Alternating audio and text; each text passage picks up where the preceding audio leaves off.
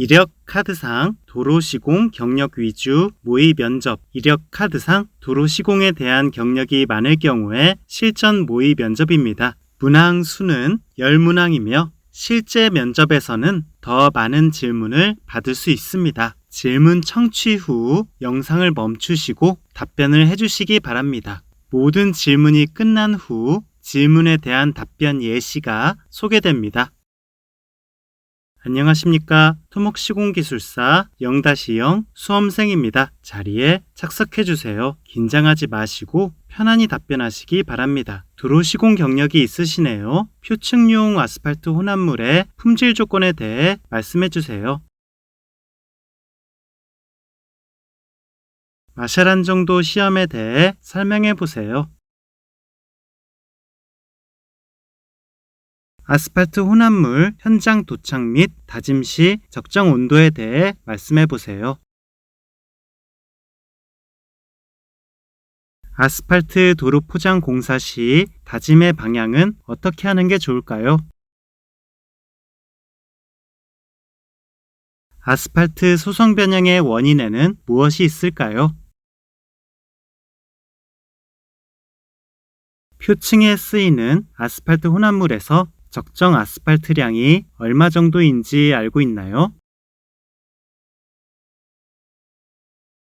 아스팔트에 석분을 첨가하는 이유에 대해 설명해 주세요. 아스팔트 포설 중 비가 올 경우에 대책이 무엇일까요? 콘크리트 포장의 시공 순서에 대해 간단히 설명해 주세요. 콘크리트 포장 시공 중 줄눈 절단은 언제 실시해야 할까요?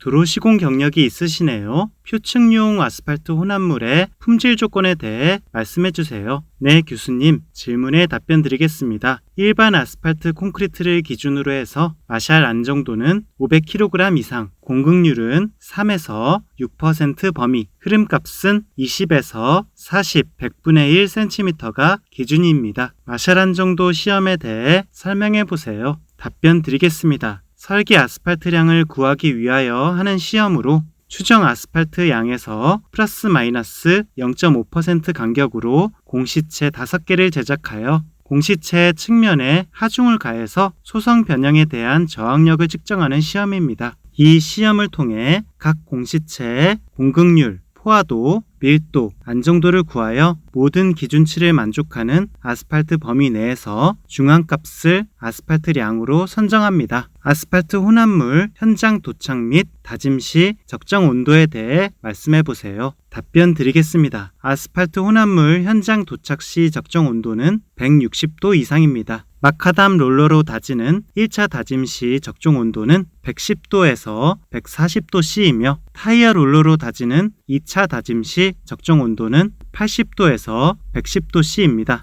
또 탄뎀 롤러로 다지는 마무리 다짐 시 적정 온도는 60도에서 80도씨입니다. 아스팔트 도로 포장 공사 시 다짐의 방향은 어떻게 하는 게 좋을까요? 답변 드리겠습니다. 아스팔트 다짐 시 도로의 구배를 고려하여 크라운 부분을 중심으로 레벨이 낮은 바깥쪽에서부터 안쪽 방향 순서로 다지되 매 다짐마다 15cm 정도 겹치게 다짐을 해줘야 합니다. 아스팔트 소성 변형의 원인에는 무엇이 있을까요? 답변 드리겠습니다. 아스팔트 소성 변형의 내적 원인에는 아스팔트 자체의 침입도가 너무 커 품질이 불량한 경우, 아스팔트 혼합물에서 아스팔트량이 과다한 경우, 골재의 입경이 너무 작거나 매끈한 모양이라 골재의 맞물림이 약해진 경우, 아스팔트 혼합물의 다짐이 불량했던 경우를 들 수 있습니다. 또한 아스팔트 소성 변형의 외적 원인에는 과적 차량이나 대형 차량의 통행이 설계 시 고려한 통행량보다 많을 경우, 교통 정체가 심할 경우, 지형상 급 커브 길인 경우, 고온 시 포장체의 온도 상승으로 컨시스턴시 변화가 있었을 경우를 들 수 있습니다. 표층에 쓰이는 아스팔트 혼합물에서 적정 아스팔트량이 얼마 정도인지 알고 있나요? 답변 드리겠습니다. 표층에 쓰이는 아스팔트 혼합물에서 적정 아스팔트량은 6%에서 7% 수준입니다. 또한 중간층의 적정 아스팔트량은 3.5%에서 5.5% 수준입니다. 아스팔트에 석분을 첨가하는 이유에 대해 설명해 주세요. 답변 드리겠습니다. 아스팔트에 석분을 첨가하는 이유는 내구성 및 강도 향상, 인터로킹 효과 증대, 차수성 증대, 재료 분리 방지, 방리 현상 방지, 지표수 침입 방지, 시공성 증대를 들 수 있습니다. 아스팔트 포설 중 비가 올 경우에 대책이 무엇일까요? 답변 드리겠습니다. 비나 눈이 오게 되면 아스팔트 포설 중 아스팔트 성능 저하 문제가 우려되기 때문에 포설하지 않는 것이 원칙이고, 포설 중에 비가 오더라도 작업을 조속히 중단해야 합니다. 비나 눈이 오지 않더라도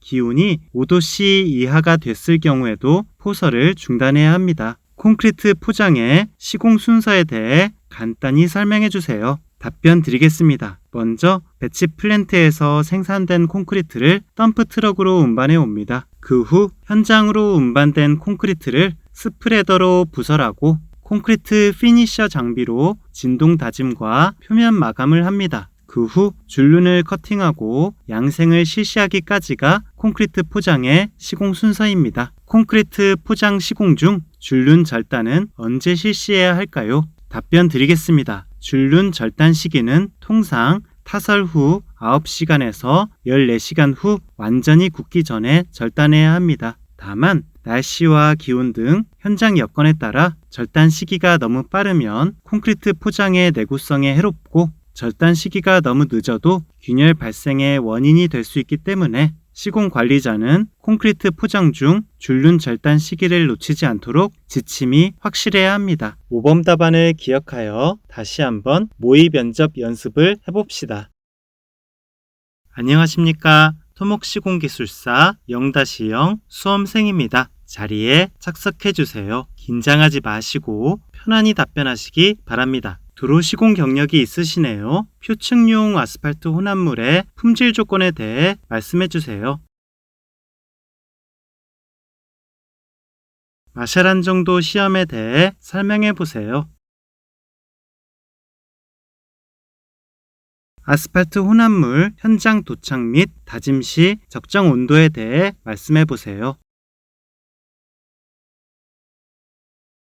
아스팔트 도로 포장 공사 시 다짐의 방향은 어떻게 하는 게 좋을까요? 아스팔트 소성 변형의 원인에는 무엇이 있을까요? 표층에 쓰이는 아스팔트 혼합물에서 적정 아스팔트량이 얼마 정도인지 알고 있나요? 아스팔트에 석분을 첨가하는 이유에 대해 설명해 주세요. 아스팔트 포설 중 비가 올 경우에 대책이 무엇일까요? 콘크리트 포장의 시공 순서에 대해 간단히 설명해 주세요. 콘크리트 포장 시공 중 줄눈 절단은 언제 실시해야 할까요? 긴 시간 수고하셨습니다. 그럼 오늘은 이만.